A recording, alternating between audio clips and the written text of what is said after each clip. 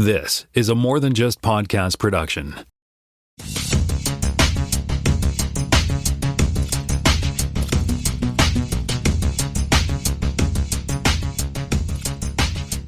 Welcome to Podcast Season 7, Episode 37. 37? You feel like we should start a new season? Do you feel like this is the start of a new season? Oh, by all means. Just throwing it out there. Maybe we could, right. you know. Yeah. Hey, welcome to Season 8, Episode 1. Woo! 1? Wait, we can't do the one joke. So it doesn't work.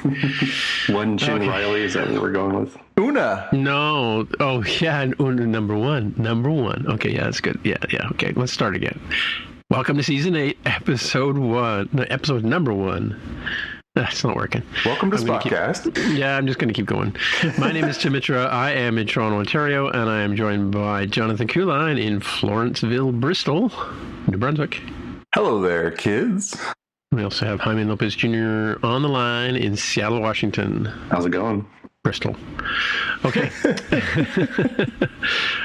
No fact check because we were perfect last time. Woo! Except, well, we weren't perfect. I mean, my audio was crap because, we had technical difficulties. But other than that, we did the best we could for being in Florenceville. Yeah, there's for all that Florenceville has to offer, yes. Alrighty, so we'll go to the headlines, and Jonathan's up first. Yeah, so while we were away, we got the Emmy nominations for the Best in Television. And it was actually a surprisingly banner year for the things that we are fans of and sort of nerdiness. We got Severance had the most nominations of anything on television. It had 27 total nominations. HBO's Penguin got 24. Last of Us had Penwing. Yes, a Penwing. If you ask Benedict Cumberbatch. Penguin got 24. Last of Us got 16, and Andor got 14. And we also had nominations, admittedly in many of the minor categories, for things like The Acolyte, Agatha All Along, Black Mirror, The Boys, Cobra Kai, Dune Prophecy, which, I mean, man, House of the Dragon, Invincible, Paradise, Poker Face, What If, and What We Do in the Shadows. And as this article from IO9 points out, Han Solo himself got his very first Emmy nomination for Harrison Ford got his nomination for the TV show Shrinking.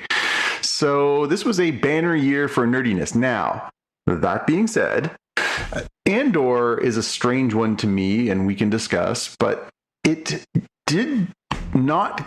got nominated for most outstanding drama, which is amazing because it deserves it, because it's an amazing series.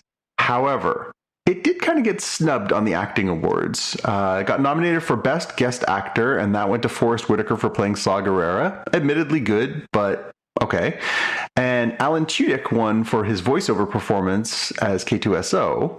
Again, he's terrific. Okay, yeah. I'm in. But Diego Luna did not get nominated for Outstanding Actor in a Drama Series, which is baffling. Genevieve O'Reilly did not get nominated for Best Actress in a Leading Role. They were amazing. And even Adria Arjona, who played Bix, was incredible and didn't get nominated. So I'm a little disappointed in all that. Now, admittedly, when you look at the category and you look at the nominees, and sure, it's tough categories on both sides, but that really just feels like, considering I still say Andor is the best series I've seen in the last decade. It is, and it transcends Star Wars and it transcends sci-fi. It is just outstanding television. I was really disappointed that particularly those two actors, Genevieve O'Reilly and Diego Luna. I mean, Diego Luna was amazing in this season. Really, really bummed out that they didn't get nominations. Yeah, you have lead actor in a drama series, Pedro Pascal, The Last of Us, which feels like, is he really lead, though? It's not really his story in season 2. Well, and spoilers, but he's not in the whole season. Yeah. He's in 2.5 episodes. It's like people got him and Diego Luna mixed up with like, what? Did they accidentally list him twice? Yeah, I'm only voting once. they mistuck Spanish speakers and got the wrong guy. Yeah, again, it's a good category. And again, if you look at who's on that list, people rave about The Pit. Noah Wyle got nominated. Adam Scott for Severance, of course, he was amazing. Gary Oldman for Slow Horses, always incredible. Sterling K. Brown in Paradise. I haven't seen Paradise, but I love Sterling K. Brown. I think he's an amazing actor. So it's a stacked category, but I agree with you, Jaime. I think if you were going to pull one of these, it's Pedro for Last of Us, and easily sliding in as Diego Luna. Again, I haven't seen all these ones, but like Kathy Bates got nominated for Matlock, and somehow we left Genevieve O'Reilly off for Andor. Like, come on, man. Yeah, well, I don't know. It is kind of an exclusive club, right? So yeah, and sci-fi, I thought we finally kind of had broken through with Game of Thrones being so dominant over the last decade.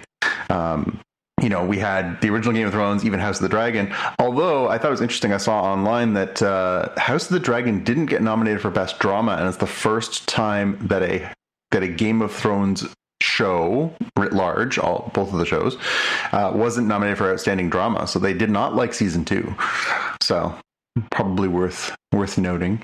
Kind of a logjam here, and I feel like when you look at outstanding comedy series, you're like, you're like, what? The Bear? That's not funny. I mean, yes, there is some funny stuff, but when they're yelling and screaming and people are flipping out, it's like not a funny ha-ha. It's not a comedy, no. It's like, oh my God, I'm so tense, I can't go to bed. Yeah. It's not Abbott Elementary, it's not Hacks, it's not even Only Murders in the Building. Yeah. Where like, murder takes place, but it's like a funny version of murder, right? Yeah. Yeah. I mean, there's a lot of nits to pick with the issues of the way they categorize these things. It's not as bad as like the Golden Globes where things are just nonsensical, but yeah, there's clearly a need for some discussion about what are these categories, and are they just trying to shoehorn things in to just make sure everybody gets a nomination and is happy with that. But anyway, it's a good list. I'm happy to see so much presence from some of the things that we like. It is obviously, there have been entire years where like the stuff we like gets completely ignored. If you read the comments on the story that we've got linked, people are pointing out all these, egregious things missing.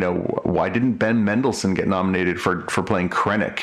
I mean, he only popped into a couple episodes and he killed it. So like, how does he get nominated over Forrest Whitaker? Like it's yeah. Yeah, I know. A lot of the Imperial actors were really, really good too, right? Yeah, so, absolutely. So I do have a side question though. So on that list, which I assume you have in front of you, did The Late Show with Stephen Colbert get nominated? Speaking of uber nerds. Yeah, let me have a look. I did have that. Because he's like the world's leading authority on Tolkien. It's true. He is, isn't he? There's a link to the full lists at the bottom of the article. I'm just going through it right now. I think it would be hilarious if you won. Download. Reality variety talk series. I guess it's a talk series. The 3 nominees for the Outstanding Talk Series: The Daily Show, Jimmy Kimmel Live, and Late Show with Stephen Colbert. Nice. Okay. So they put Last Week Tonight in a different category then, right? Because it's like... Yeah, they changed it because it kept winning every single one. I think they call it a scripted variety series now. Right, so it ends up hosing... So Last Week Tonight versus Saturday Night Live. Yeah, and I think I told you about this, but Jimmy Kimmel goes on summer vacation and he has people filling in for him. And the first week he had Diego Luna, and I think on the Tuesday or the Wednesday of that week he had with Guillermo and the band Cleto and the Cletones. And the 2 guests that he had on, it was the first time that an all-Mexican cast led an American late-night talk show. Yep. Yeah, so that's cool. Absolutely. Maybe that's why I didn't get nominated. I'm just saying. All right. Anyway, good list. You can make your own conclusions from that. Hopefully, some of these will actually win. I mean, there's some strong contenders. Kristen Milioti is nominated for Best Actor in Penguin. There are some serious contenders. Adam Scott for Severance, Britt Lauer for Severance. Like, I wouldn't be surprised if we saw at least a few breakthroughs, but I have a funny feeling we're going to see a lot of wins for like The Pit and some of these other sort of more mainstream shows too. So we'll see. Right. Cool. Well, I don't know, but you missed it because we weren't on the air last week. But there was a Monty Python auction, and by now it's been closed up and all the bits have been sold off. But they were selling stuff from their Monty Python mostly show. We actually saw that in the theater here in Toronto. The number one fan, and Jonathan and I went and saw that in the theater. I can't remember if Carol came. Did Carol come or? I feel like maybe it was 3 or 4 of us. I can't remember. I think Xavier came with it. But you can buy the dead parrot and the bird cage. You can buy, and you can't return it though. There's the lumberjack outfits. There's a big giant penis looking cannon thing. Sure is. There's a lot of interesting stuff that was up for auction too. Yeah, so. Eric Idle's costume with guitar. I think the guitar might be worth it too, right? Yeah, really. Yeah, and then all kinds of neat stuff from that show, which was pretty funny. So anyway, that was a quick one on that auction, and then next I am. Look at that. This is interesting. And we talked about sports series coming to Apple TV. And I don't know.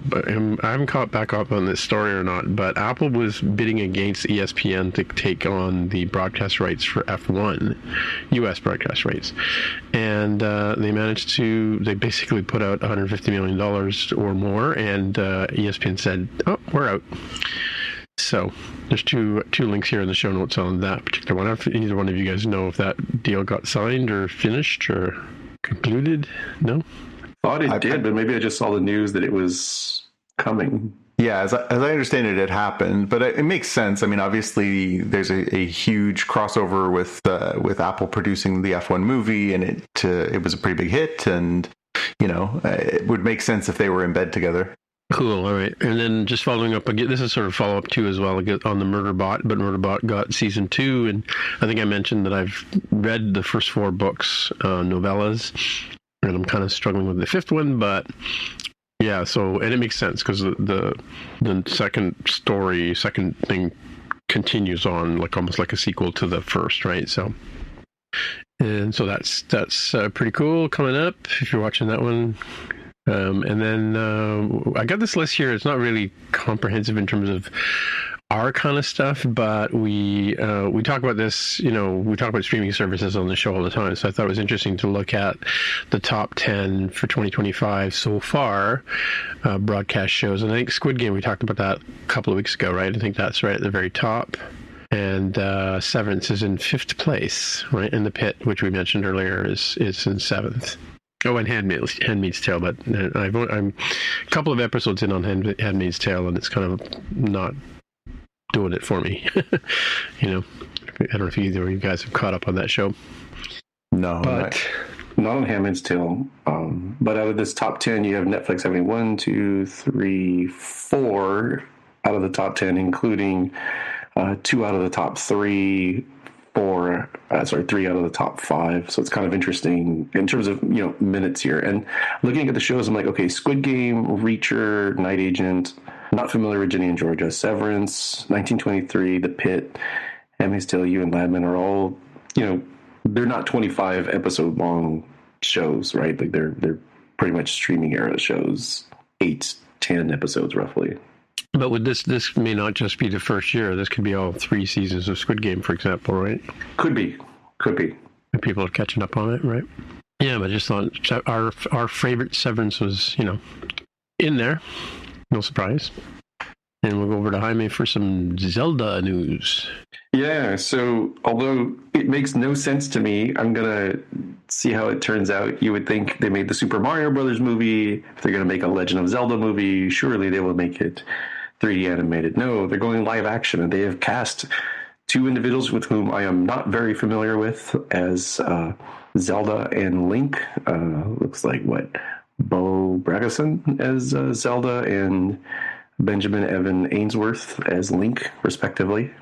It's really hard to describe on a podcast and audio-only medium, but we've got the link in the show notes for those of you transporting it home. Think she looks like a reasonable Zelda. You put a green cap on this dude, looks like a reasonable Link. The Link one, if you ask me, is kind of the more challenging one because Link has so far been unvoiced, unlike Mario, completely unvoiced, other than, yeah. Yeah. Was that the screen test? Yeah. Oh, is that the word? Is Otherwise, he's a silent protagonist. Unlike Mario, like, let's go. Mario's been a little bit more voiced before. It sounds nothing like Chris Pratt, of course, but at least it gives you something other than zilch out of the entire Zelda series from a voice standpoint. Yeah, he looks familiar to me, but apparently he voiced Pinocchio, which I hadn't seen the redo, the 3D and CGI animated one. Was that what's his name? The guy from Goodfellas and Godfather 2. And the taxi driver. Help me out. Robert De Niro? De Niro. Yeah, wasn't he Geppetto? Oh, I think I know which one you're talking about. I think he was. Yeah. That's probably why we haven't seen it. Okay. All right. Cool. What else you got for us? It was the week for video game stuff. I'm going to bury the lead intentionally and talk about that Netflix's Pokemon Concierge kind of claymation-looking style of art is getting a second season, I suppose they're going to put it that way. But the real news here is the misadventures of Sirfetch'd and Pichu, which is done by the animation studio that does Wallace and Gromit. So they got a teaser here. It does feel very much of that style of humor, even though it is very much the art style of Pokemon. So nice little melding here. It's weird, but it kind of works. I mean, for those who don't know, so Pichu is like a younger version, like a pre-evolution of a Pikachu, and then the Sirfetch'd is like a Pokemon sheep, which kind of really makes sense for like Shaun the Sheep, Wallace and Gromit type stuff. So this is right in their wheelhouse, I think. Yeah, Tim, this next one is kind of for you. This is for me. This is for me because I always have my earbuds falling out of my ears, right? AirPods, and AirBuds are challenging here. So I'm going to read the title because it shocked me, right? It's AirBud Returns, the 15th film in the franchise. From Cineverse and Airbud Entertainment eyes a 2026 theatrical release exclusively. One, I was not aware that this was a cinematic universe period, and I didn't realize that it is, it's competitive with the James Bond series. It's losing because it's like 20-something for James Bond, but it's not that far, and it started decades later. Yeah, so apparently Airbud, the premise here, where I found the premise, where is it? The movie, where is it? A kid named Jacob discovers an original VHS of the Airbud movie in his father's belongings and has a chance meeting with a stray golden retriever he names Buddy. So there you go. And that, my friends, is how easy it is to write a reboot.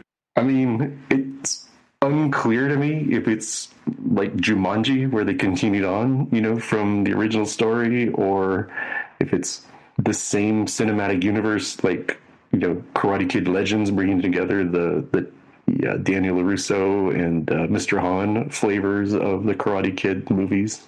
There you go, Tim. There's the stuff to binge on the weekends when you're like doing chores, catch up. Yeah. And speaking of, so this is from a link from Variety, and I just happened to notice the sidebar here, and we should tip our hats to Ozzy Osbourne, who died a few days ago. But apparently today, Hulk Hogan died as well at 71, and Chuck Mangione of jazz fame, Feels So Good, dies at 84. So we had Malcolm Jamal Warner die the other day too. So that's true. Yeah. It's been a bad week. Yeah. The people we want to die haven't, but Now, don't be wishing death on people. Yeah, that's true. That's true. Just a lot of pain. Some people feel no pain. Yeah. All right, I'm up next, and this is an unusual one. So apparently, the next person who's going to take on Judge Dredd movie is none other than Taika Waititi. I'm curious. I mean, I loved the Sylvester Stallone movie is terrible, truly terrible. Although it scores extremely highly on the unintentional comedy scale. If you're looking for a laugh at someone's expense, terrific. The movie that came out probably about a decade ago with what's his name from The Boys? Yeah, from him. Yeah, that guy, Carl Urban. Is terrific. It's terrific. It is a wildly underrated movie. Very self-contained, very dark, but just propulsive. Very, very well done. And I think a lot of fans, I'm a Judge Dredd fan for 40 years. I think a lot of us were kind of hoping that they would expand on that, because I think that movie really nailed Dredd for us. I guess it was 2012, it says here. I was hoping that if we were ever going to go back to Dredd, that maybe that would be the direction they go. But apparently they're going to do a sort of more, I mean, if Taika's involved, that, he has a signature style that is much more sort of witty and chatty. The thing that was really struck by in that previous Dredd movie was just, it's like, there can't be like 500 words in the entire movie. It's propulsive action, and Dredd says like 4 words, which again fits the character. But anyways, yep. So I'm curious, and I'm going to keep an open mind. I do like Taika's movies, more of his older stuff than his more recent stuff. But I don't know, guys, in for a Taika Waititi Judge Dredd movie? Well, it'll be interesting to see who he brings into it, but yeah. Yeah, I think there's kind of a fine line here. I will be kind of curious to see if it takes the somewhat unintentionally campy role that the Sylvester Stallone one had versus the much more grounded version of Carl Urban. Yeah. Was that the one where Stallone was frozen and... No, that's Demolition Man. Also high on the unintentional comedy scale, but more purposefully. Yeah, because this one, but the Dredd movie had Sandra Bullock as... No, that was the Demolition Man. Oh, was it? Yeah. Oh, okay. The Dredd movie the movie that it most reminded me of was the first RoboCop, the Verhaven movie. Just like had some funny stuff, but was really just kind of like, this is dark. Yeah, meant to be serious, right? Yeah. Mm-hmm. And the last thing I got here is we got the first trailer for Predator Badlands, which is a new theatrical Predator movie coming this fall. And I don't know. I thought this was actually a pretty interesting movie. This is Elle Fanning is the primary star. I really enjoy her work. And the idea is that she basically plays a synthetic person. What do they call the android? I guess she's one of the Weyland-Yutani units that's from the Alien movies. And this young Predator has to go and basically like prove its mettle, and she's sort of along for the ride as this sort of messed up version of one of these androids. And again, it actually kind of looks pretty fun, pretty actiony. I don't know. I would watch this. I mean, it looks cool. It's very different because you have a presumably unblooded young Predator sort of earning his stripes, chops, teeth, whatever they do. But especially if you look at the photo here, again, there's an audio medium. You have the young Predator, and then holding in a backpack, Elle Fanning. Tell me that somebody didn't watch Empire Strike Back and say, what if we made a movie out of Chewbacca carrying around C-3PO as a premise? Yeah. Oh, is that what it is? She's in a backpack? Well, she's missing her lower half. If you in the trailer, okay. She basically convinces him to come along or to take her along, and she's missing her lower extremities. So interesting. Okay. Yeah. Cool. Yeah. Yeah, I mean, that seems to be another trope in the Alien movies, is this, powered up, half dead android. They've done that in just about every movie they've done, right? So yeah. Mm-hmm. Right back to the original Ash, right? Cool. All right. Well, that brings us to the main part of the show where we talk about something Star Wars related, and we're back with Star Trek, Strange New Worlds. Did I say Star Wars before? Yes, you did. Okay. All right, well, whatever. It is what it is. So we're back with Star Trek Strange New Worlds, and we're going to cover 3 episodes. Well, 4 episodes, really. But we're going to cover Season 3, Episode 1, Hegemony 2. We're going to cover Season 3, Episode 2, The Return of Trailing. What?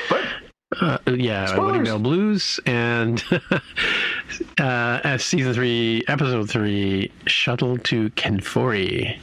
So, yeah, real strange mix of 3 different episodes. Well, 4, because I told these guys on Slack earlier that it had been a year since. 2 years. Almost 2 years. August of 2023 was the last time we got an episode of this show. Okay, yeah. So, and it was interesting because what I found funny was I know they filmed some of the scenes at the same time because, and it does seem like 2 years has passed when you get to episode 2, but I had the recap of Hegemony to part 2 went, here's the stuff that happened before, and I went, huh? So I went back and watched season 2, episode 10, which was the lead into this one, to sort of get caught up on all the things, right? So yeah, we pick up. It's basically like it's the sort of what's the Locutus episode called? Best of Both Worlds. Yeah, but it's kind of that kind of. You need to watch two pieces of it to sort of get the full story, right? So at least that was what I found. And it carries on obviously with the battles with the Gorns, right? Yep. Yeah, I did an elevator pitch. I don't know if we were going to do our elevator pitches, but for Hegemony Part 2, I did in space, no one can hear you pew pew pew. Okay.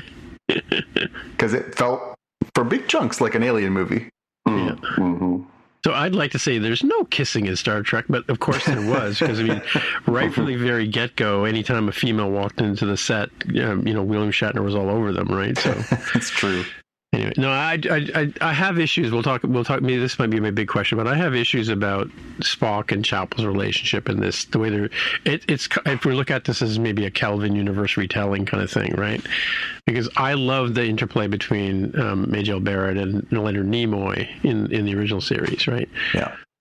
Anyway, but it seems strange that they would be in this level of relationship and then that flirty, so distant, down the road. But again, it's supposed to be like 8-10 years later, right, or something like that. So we're not quite, but yeah. But it's kind of like Majel Barrett's portrayal of Chapel, like yearning after Spock, who's completely oblivious to her. Mm. In the original series, right? That kind of that you knew what was going on, but he was so full of logic and stuff and no emotion that he couldn't, and whereas this guy, even his hair gets tousled and, and he does like ballroom dancing with, that's to the next episode, but yeah, he's different type of character than what we were used to in the original series, right. For sure.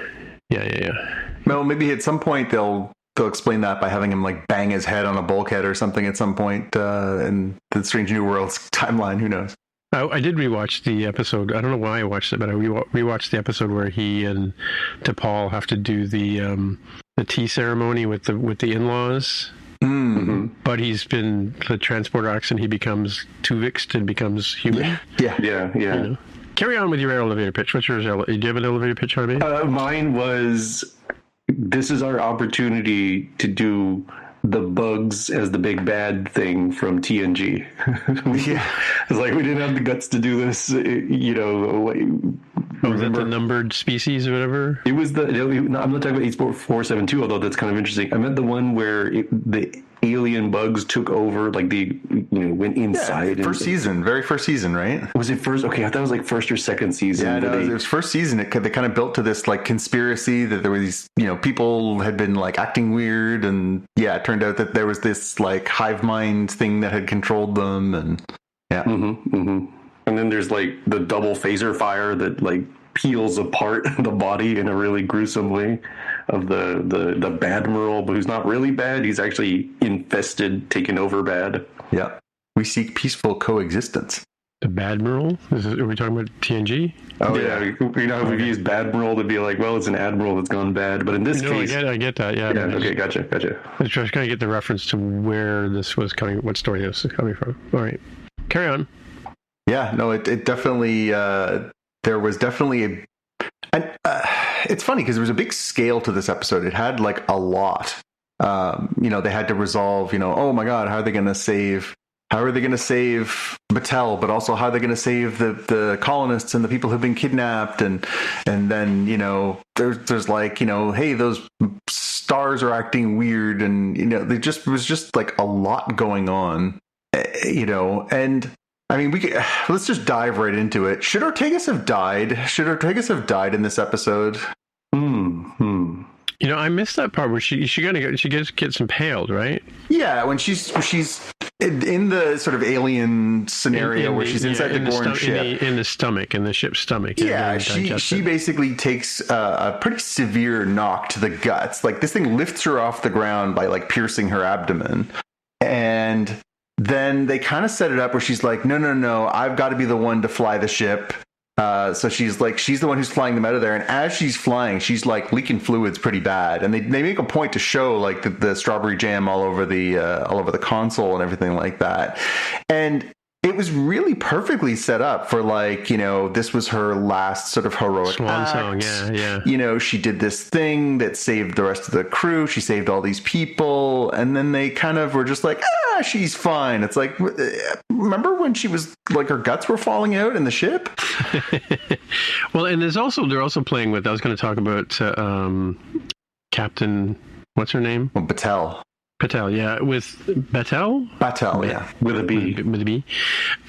She's got like these giant zits on her back, which are the Gorn babies, right? Because she's been. So I mean, maybe that was the sort of impression, because there, and we see a bit of this in episode 3. Spoilers for episode 3, but where Ortega has a flashback at the end of the episode where she kind of sees the Gorn in her head, right?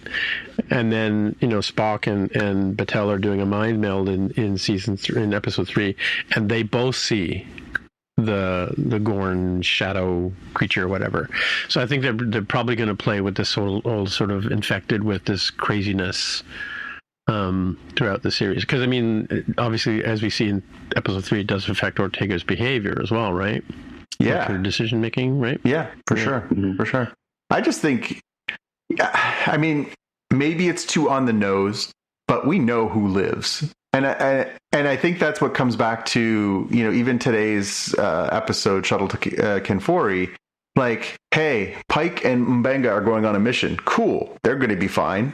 Like, this is always going to be part of the prequel problem, right? Is that there's only a certain number of characters that are ever truly at risk. In theory, they could kill Una. They could kill La'an. They could kill Ortegas. But, and I guess Pelia. But they're kind of down a little bit on who's sort of expendable. So maybe it's just that, like, I watch these things with sort of a wary eye, but, I'm always got it in my mind of like, are they going to give these 4 or 5 characters that they've introduced to this series a happy send off where, hey, they go off and join another, go off and live on a farm somewhere? Or are they like basically waiting for the right moment when their number comes up? And I just feel like in this particular case, we've had a good arc with Ortegas. She had the whole thing, and then she brings it back with that quote again. She says, "I'm Erica Ortegas and I fly the ship," right? That's her famous line from the previous season. And it just felt like this would have been a very poignant ending for that character. It wouldn't be like, oh, she was, killed by some, black swamp monster thing in the 7th episode or anything like that. Like, she had an arc. So I don't know. I just feel like for the scale of what they were going for, and they were trying to do this sort of, oh my God, we have to stop the Gorn. This is like a do or die situation. The Federation's in real trouble. What are we going to do? And to have everybody come out and be fine, like, hell, Sam Kirk gets to keep his mustache through the whole thing. Like, I feel like there's no consequences, right? Yeah. Well, the next time we see him, he's dead. So I mean, yeah, in TOS, right? Yeah, I suppose that's true. We know what happens to Sam too. So yeah, like I say, but then also the convenience of like, this is the Enterprise, and this is Federation, and they are documenting all their work, right? And yet you get to the point where Kirk gets put on the planet with the Gorn captain and has no idea who the Gorn is, right? yeah. I mean, anytime you're doing a prequel, you're going to run into these issues. And, we'll talk about it when we talked about the second episode too, because there's definitely some stuff in there that leads to the head scratchy. What's going on here? That doesn't make sense. Yeah. So this whole episode kind of blew up really good, right? So yeah, they spared no expense. It looks good. The CGI is good. The action's good. But I guess in sort of typical Star Trek way, for the most part, it all wraps up in a nice, neat bow, more or less. We'll see. I will say credit to the writers of modern Trek, this sort of newer iteration of Trek. We talked about it with Discovery, the fact that, some characters have, PTSD and stuff, the psychological issues, things that have lasted over an arc of multiple episodes. Obviously, we see that with Ortegas here. She gets very badly hurt in the first one. She's carrying some baggage around in the second one, and she really kind of goes off the rails in the third one. Mm-hmm. I like that they don't just smack their hands together and move on. And I guess the first time we ever got that was with Picard, right? So Picard, after Best of Both Worlds, is a mess, and he goes back to his vineyard, and his brother, smacks him around a little bit, and then he's fine. But I like that they're not just dusting off their hands at the end of this major conflict where people legitimately did die, and also where they almost died and got badly hurt and everything else. So yeah, at least they're doing that. Yeah. And the bottom line is the Gorn are still alive. Yeah, we get a lot of interesting stuff so far about their whole life cycle. Right, the whole hibernation cycle, and they do hint oh, I guess that's gonna just kick the can down the road, huh? Yeah. Hinting at the I wonder who's gonna get them next. Yeah. Yeah, I was gonna look something up in the original series. So the character Mitchell, what's her connection to Star Trek? The yeoman that's flying the ship in the beginning of this episode. Yeah, I didn't pull that because. I was tempted to do what you did and go back and watch the previous episode, but I think it was basically hey, who's the 1B pilot when Ortegas is busy getting literally eviscerated on the other ship? Yeah. So. Yeah, because there was a guy who in the original series does the same. He has the sort of PTSD before they had a name for it, right? Mm-hmm. Where he goes off. He was a captain, and he tries to take over the ship, and he's hiding in the engineering area. Remember? Yeah, I remember that one.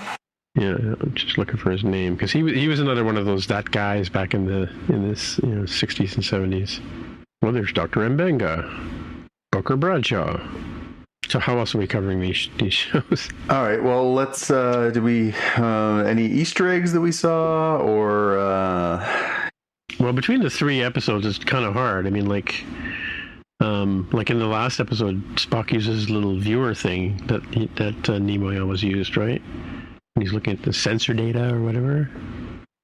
The best pew view I had was definitely the bit on the ship. I thought was probably the most exciting part. I don't know, did you guys have any different scenes that jumped out at you as far as pews? Well, I mean, it's been 3 hours of Trek since I saw it. Yeah, I mean, there's the more personal blowing up the Gorn neck. That's pretty cool. You've got the Enterprise getting torn up by the Gorn. I don't know, shuttles, fighters. Maybe they're fighters. Yeah. And then repaired by the droids in the next episode, right?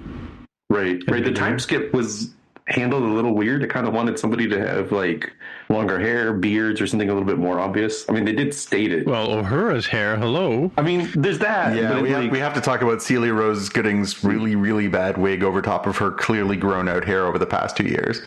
Oh, is that what it was? Yeah, oh my God. It was kind of puffy and didn't look like a natural head when she. Well, and it's so funny because she definitely had a much more close cropped haircut in the first couple of seasons. I mean, she's a beautiful woman, and it was a really good look. But when they did a side shot of her at one point, and I'm like, my God, she looks like an alien species because they've tried to cram all of her beautiful new hair underneath this wig to replicate her old hair, and you see her in the second episode of the season, and you're like, well, there it is. That's why, because she's clearly grown her hair out quite long. But it looked, I mean, Well, that's 2 years. 2 years worth of hair growth too, right? It looked awful. It looked so bad. Yeah, it did look pretty bad. They could have photoshopped that or something, but But I also noticed that Una and a few other of the actresses' facial makeup was different between the 2 seasons, right? Like the big jump, right? Yep. So for continuity, that's why I kind of went back and watched. Like I wondered if they shot the first part of where Pike's in the sort of away outfit, like the space outfit, and he's on the bridge, and Una and Mitchell are flying it, right? Yep. All right. So second episode, Wedding Bell Blues. Yeah, so I kind of spoiled it by mentioning Trelane, because as soon as I saw him, because the conclusion was the same as the Trelane episode in the original series, right? So there's your Easter egg right there, right? Where the parents come and take the little boy away, kind of thing. Yep. And they're not playing along. They're not following the rules. Literally lifted from the original script too. But it was an interesting episode, and I always like these kind of like. This case was them being tricked, but because we get what's his name now? The Roger Corby. Yep. Mm-hmm. Yeah, because isn't Roger Corby a robot or something when we see him in the first series or in the original series? Something weird about him. He's not really, or he's made a robot wife or something. Because he's still Chaplin. Him still have a thing, right? Yeah, they I believe they're either engaged or married. I can't remember. Oh, they're supposed to get married they were supposed to get married here, and then the alien character dupes everybody based on Spock's wish at the bar. No, I mean, but I think they were, because they come back as just boyfriend and girlfriend in this episode, but I think in the TOS, wasn't she either? She was either engaged or married at some point. I feel like that was a storyline. Yeah, something like that. Yeah. I have to look for that episode while you guys are talking. Yeah. Jaime, did you have an elevator pitch for this one? Yeah, it was trying to be cute. It was like Q and A. There's like Canadian A there for those of you trying to read it. Yeah, I had oh snap, he was a Q all along. Oh, do you think that was a Q? I thought they had John I thought they had a different name. They have a different name. No, I actually I can report on this one because Akiva Goldsmith, the producer of the show, confirmed this week that was Trelane, that was actually Trelane, and that Trelane is a Q. Oh, I thought they said they were Lorians or something on the episode. They may have, but Lorians, or what are they called? Hang on.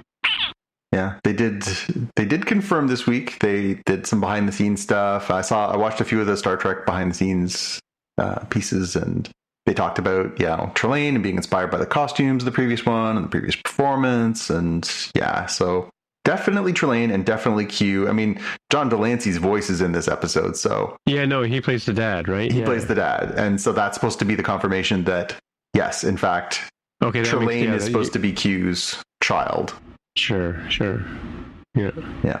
But season 1, episode 7 was, I just found the note on that, on the Roger Corby episode. What Are Little Girls Made Of is the name of the episode. Okay. And I'm just trying to find where there's so many Star Treks in here. Give me a break. Oh, here we go. First, it's number 2 on the hit. So we jump over to season. Yeah, but you're right. They were fiancé. Okay. Yeah. So, this was like, a pretty effective version of one of the, classic, something has just changed and only a few people are aware of it kind of storyline that Star Trek has done many times over the years. And it was pretty effective. I mean, it was fun having sort of Spock be the sort of, only one who's aware, and then obviously Corby, and then the two of them, and then slapping him, and it was interesting. I would say it was well done. It was a pretty major gear shift considering they dropped the first 2 episodes at once to, I don't know if you guys watched them back to back, but I did, and to go from the sort of intensity of action, blood, and everything else from Hegemony Part 2 over to Wedding Bell Blues was a bit of a hard gear shift down. But it was actually kind of nice too, because it was like 3 months later, they're rebuilding the ship. They didn't just go yada yada yada, we're off on another mission. They actually took the time to sort of say like, hey, we all had to go and lick our wounds, exactly. Yeah, so like they went that to Starbase, whatever. Yeah, so that wasn't a bad thing, and it was kind of nice that they were able to sort of give us a little more focus and give us a little more lightness after that pretty heavy episode. But there was a couple of good Easter eggs that I spotted in here. When Corby shows up with at the beginning, when he shows up at the beginning, they play a little bit of the Jealous Spock music from the original series. They did they did some of that, like just very quietly in the background. I was like, that's a good Easter egg. That's pretty funny. Like inside, he's pissed off. They had an Edosian bartender. This is the same one as we were just watching the Star Trek animated series, right? This is the guy who flies the ship, the new, what the heck's the guy's name? Yes, him. We mentioned it 2 weeks ago or 2 episodes ago. Dang, nabbit. The guy that does like the computer voice too. It's like clearly the same voice actor. Yeah. So he's a 3-armed character. This bartender's a 3-armed character, and they're so impressed with her drink making abilities that they hire her on the spot, which is pretty funny. What, to fly the ship? Yeah, that's right. Yeah, let's make these people with 3 hands who have this clear, huge advantage over so many other people with only 2 hands. Let's make them make drinks as opposed to, I don't know, killing them pilot the ship or something. Yeah, but so she was supposed to be the same. Okay, I was thinking you were the same male character, but okay, so she was supposed to be the same species, right? Species, I think. Yeah. Yeah. Which is kind of fun. Planetary, whatever. Yeah. Cool. And the other one I saw was, like Q. Like, I mean, it's crystal clear. This is Q. And even in the moment, I was like, oh my god, they're tying it all together. Yeah. Did you when you saw Rhys Darby, who I know, Jaime, you're an Our Flag Means Death fan, so you must be much more familiar. Too. I saw that. Yeah. Mm-hmm. When you saw him and you sort of saw what was going on, did you immediately go to Trelane? I mean, Tim, you're the most experienced, I'll say that very politely, most experienced member of our crew. And, you've probably seen more TOS and retained more TOS than the rest of us. What did you immediately go like, Trelane? Me? Yeah. Well, I got the Trelane sort of vibe from him because he was fooling everybody into, not seeing what was going on. But I didn't make the connection between playing the game because in the Trelane episode he wants him to play like game, right? Yeah. Right, but the same sort of idea, right? Yeah. And of course, I like the little cloud anomaly that comes along, and that's Q. Yeah. That's kind of they used to do that back, and as I've mentioned many times, they just do that because there was no budget, right? Just a cloud shows up and is bad. Yeah. Another great Easter egg that I forgot to mention in this episode is that Scotty, when he first shows up, says like, I'm not much of a drinker. And then things get progressively weirder as the episode goes on and he starts drinking. And by the end of it, he's hammered. And of course, hammered Scotty is like a recurring motif through all of James Doohan's performances over the years. Yeah, so I was kind of wondering, Keen and I talked about that a bit too, because I'm 1/4 Scottish and that's, I think he would have to give up his citizenship if he didn't drink. But I kind of wondered if maybe that was part of the illusion. That he was a drinker? I mean, they were also... that he wasn't a drinker. That he wasn't a drinker. Oh, that'd be interesting. Yeah, I mean, we don't get a lot of time with the supporting characters. It really is an episode focused on, Spock and Chapel and Corby and Trelane, obviously. We get a little bit, Pike gets a moment, a few of the other characters get moments, but really kind of focused on the 4 of them. So, yeah, interesting. Hard to say. Mm-hmm. I did like that there was a couple of very specific shout outs, like Guinness got a shout out. Yeah. And I was like, that, I mean, again, the wrong glasses though. It's been around for 1,000 years, so I get it. Like it's a very popular drink. It will probably endure, I'm going to say, well into the next number of centuries, barring anything unforeseen. It's just weird to have something name checked, a brand name checked in Star Trek. I'm trying, and I cannot remember an actual real brand beyond like the Beastie Boys and the Kelvin verse. Like I don't have it.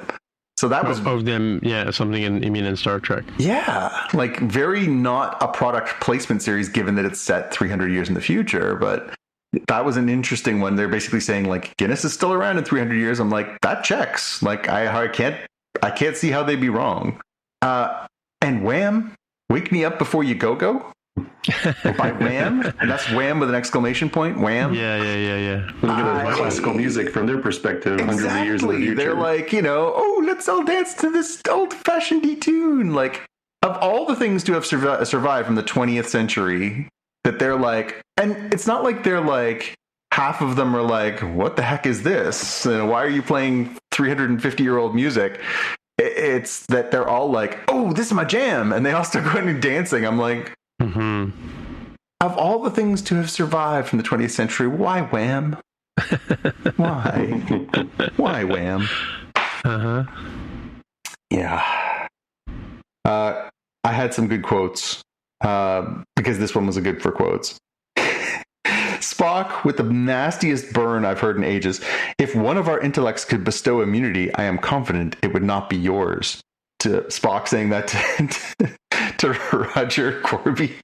Like, damn, man. Like, I'm smarter than you. And Spock trying to wake up Kirk, Sam Kirk. No one likes your mustache. Yeah. Like, damn. That's cold. I mean, if you're trying to shock someone, I guess that might do it. But yeah, that was pretty good. Yeah, I mean, that was a question. So how did he snap Christine out of it? Because he says he recites that poem to her that her husband had, or her future husband, her fiance had said to her. Well, because that's it. He reads the poem that Corby once read to her, and that she knows, like, it basically jars her mind. She knows that's not right. Right. Yeah. Okay, so my big question for this one was, I get that not all the characters carry over from what we were to where we are, but Spock is. Why would Spock in TOS, in the Squire of Gothos, why would he not immediately be like, oh, cool, you're that dude we met before?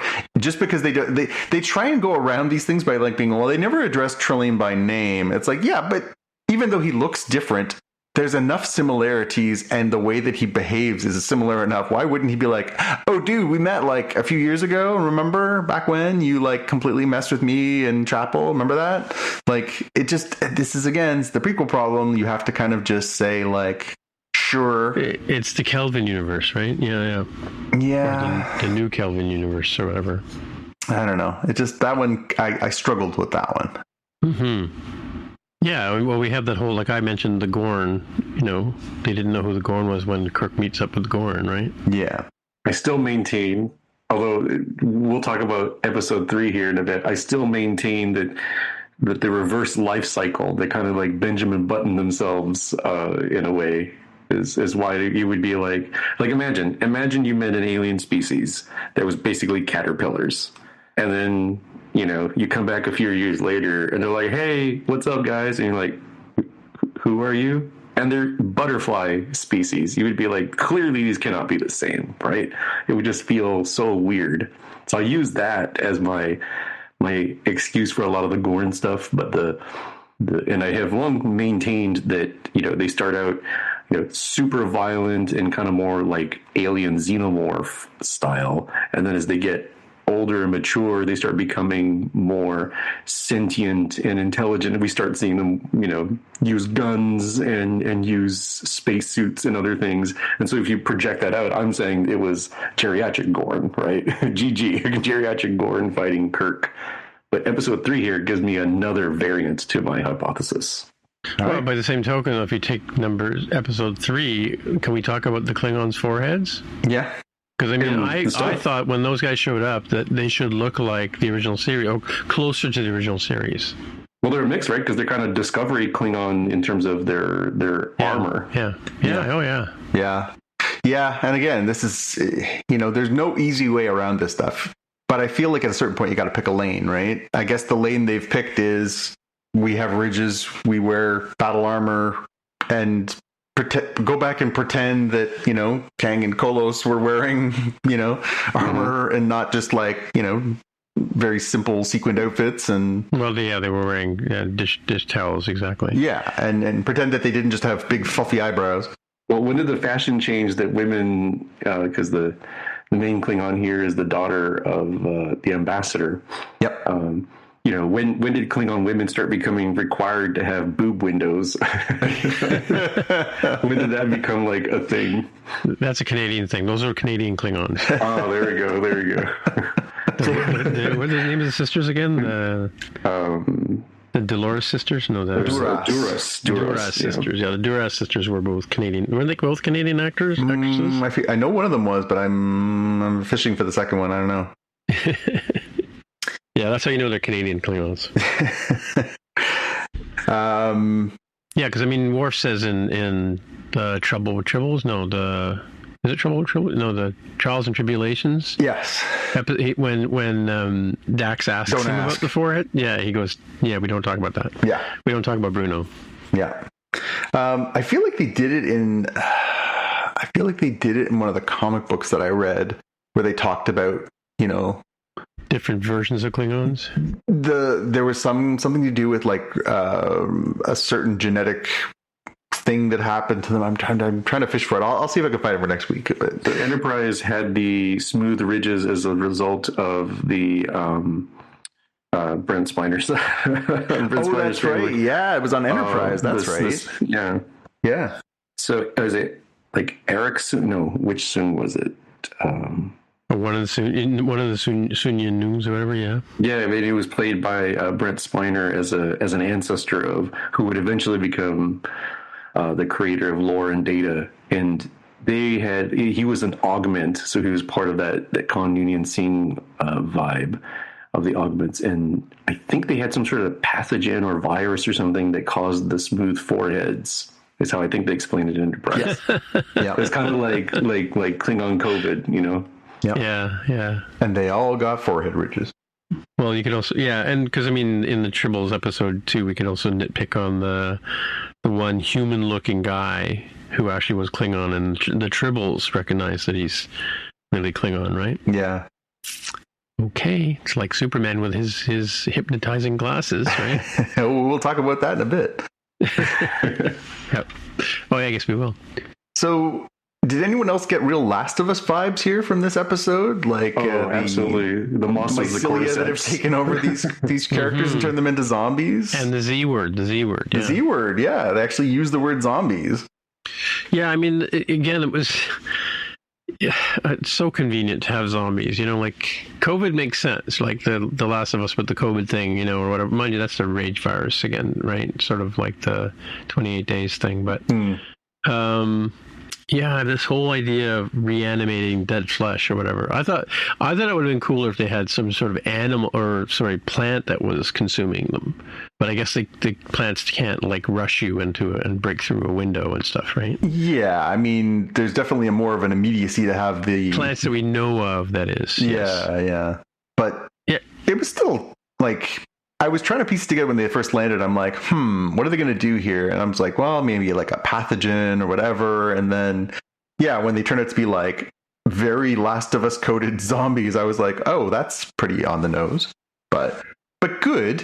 It was a good episode. There was a lot to like about it. I like the characters. I mean, obviously we talk about, Pike's just this performance is an all-timer, and I love him. And I really like the Mbenga character. The original series never really got the juice, but Babs Alusin-Mokon is so good. He plays this character so well.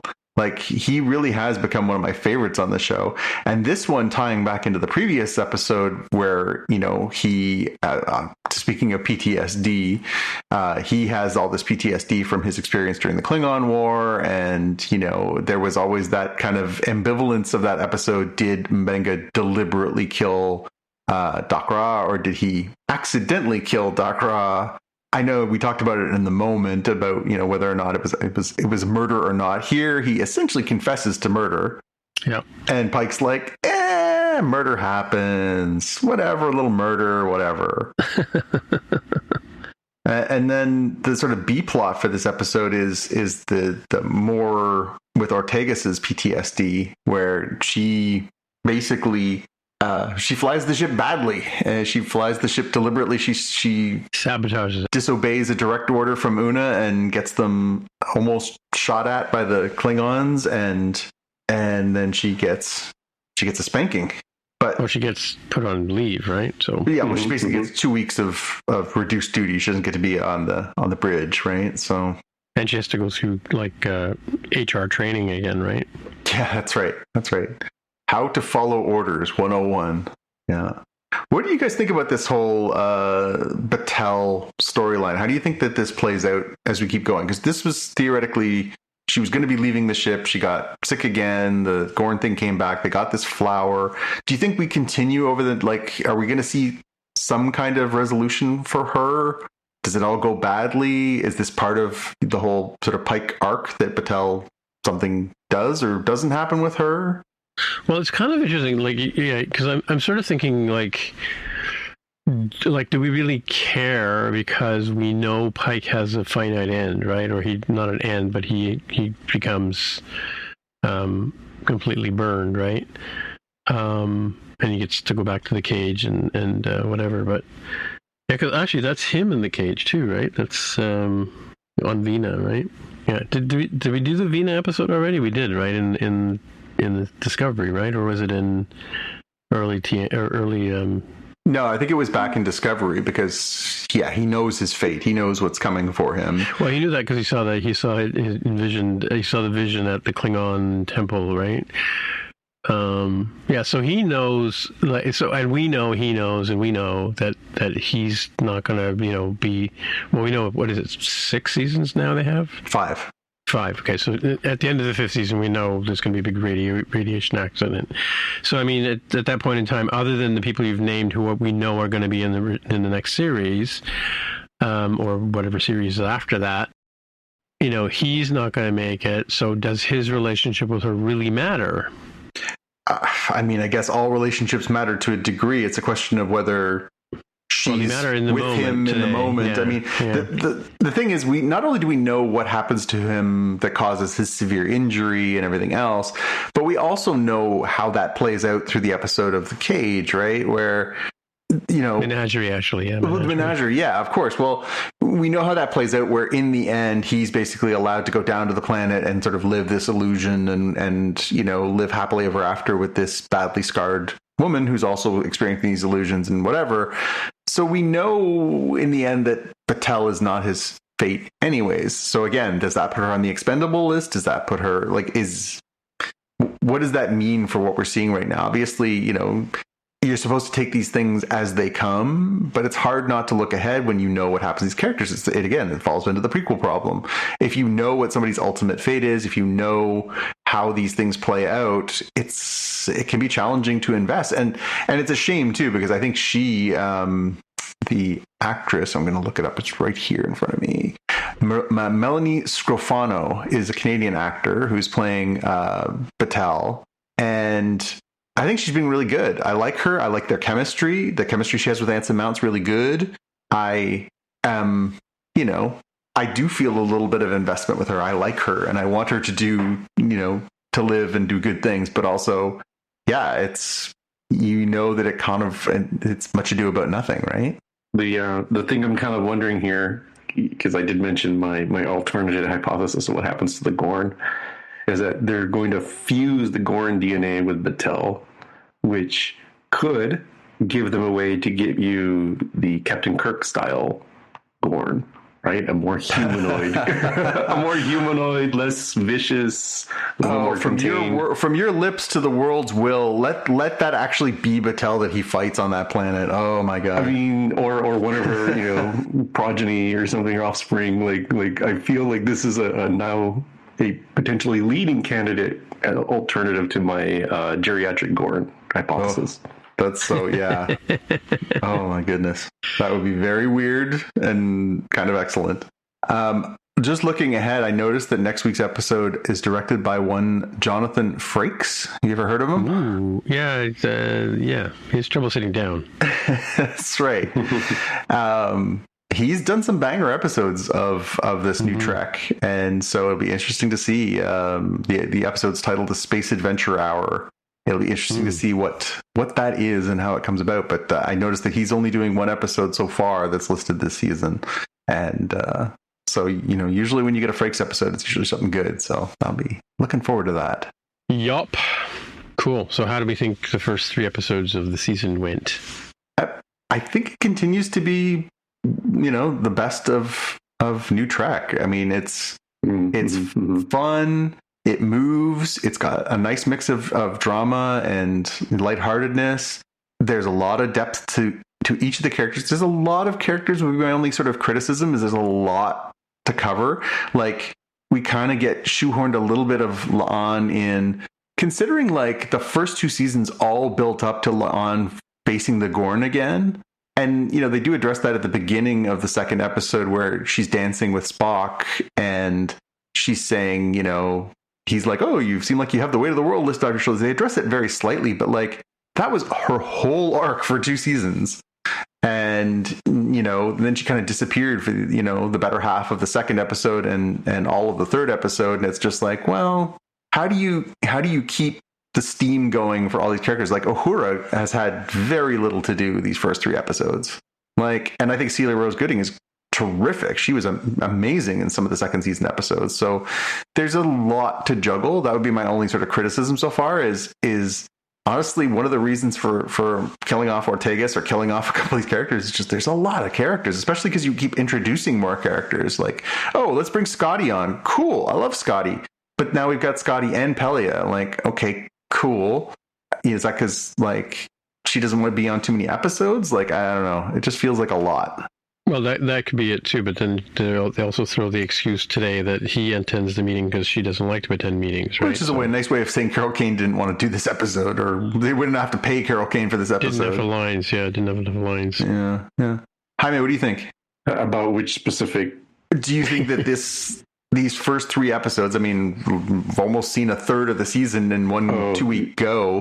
In isolation, yeah. Yeah. Do you feel like we've sort of, kept the momentum up? Do you feel like we're still dealing with a high quality product here? I think it's still high quality. It's just a little bit more uneven from its own measurement, right? Because I think we've identified season 1 and 2 of Strange New Worlds as being real solid. They painted themselves into an interesting corner with Hegemony Part 1 at the tail end of last season. So I kind of give them a little bit of a pass. Like, all right, they kind of have to wrap that up. And I think that's why they had the time skip over to Wedding Blues. Maybe they needed an actual middle episode, but when you've only got 10, I could kind of see why they decided to say 3 months later, and just kind of cut to the chase. Yeah. I kind of wonder too, like, will these shows be watched for the next 30 years, like the original series is, kind of thing? I mean, I hope so. You know what I mean? Like for all the hokiness of the original series, people watch those shows over and over again, right? Yeah, although it's interesting because they kind of are sort of merging sort of some of the things that were the best things of old Trek, like original series, and also some of the things that are really good about the new Trek. So you kind of get this sort of nice balance of the two. Easter egg wise, I noticed that the phasers were a little bit more advanced than the original series ones, but the tricorder. Mm-hmm. Right, the square-looking tricorder was in there, right? Mm-hmm. And I love the part where Pike takes it and holds it up in the air, like looking for a cell signal. Mm-hmm. Good stuff. And the disruptors, of course. Yeah, I mean, that was. It's always nice when they can bring on things like the zombies in episode 3, where they're like, "Hey, let's disintegrate some people. Like, let's show what this technology can do."